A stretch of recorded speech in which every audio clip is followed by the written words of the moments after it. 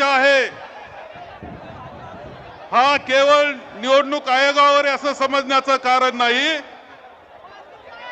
हा मोर्चा केंद्रीय निवडणूक आयोग, राज्याचा निवडणूक आयोग आणि जे जे त्या निवडणूक आयोगाला चालवणाऱ्या सत्ता आहेत त्यांच्यावर हा मोर्चा आहे।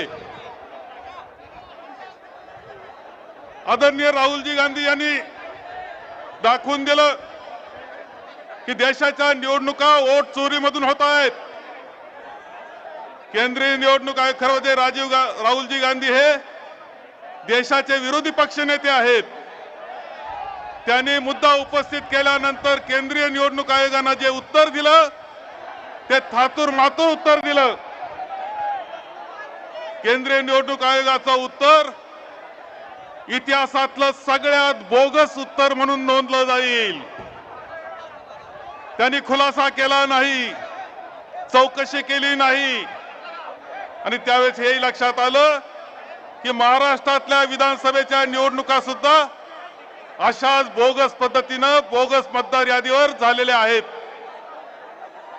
आणि म्हणून आम्ही निवडणूक आयोगाकडे गेलो, त्यांना म्हटलं की जी मतदार यादी तुम्ही विधानसभेच्या वेळेस वापरली ती आता स्थानिक स्वराज्य संस्थेला तुम्ही वापर करू नका।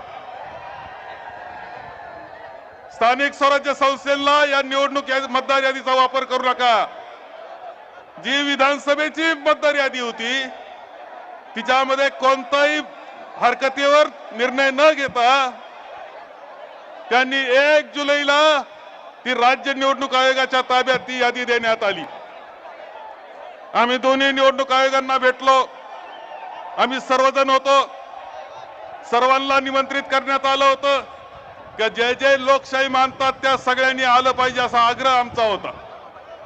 आम्ही गेलो, उत्तर देऊ शकले नाही। राज्य निवडणूक आयोगाकडे गेलो, त्याने उत्तर दिलं नाही।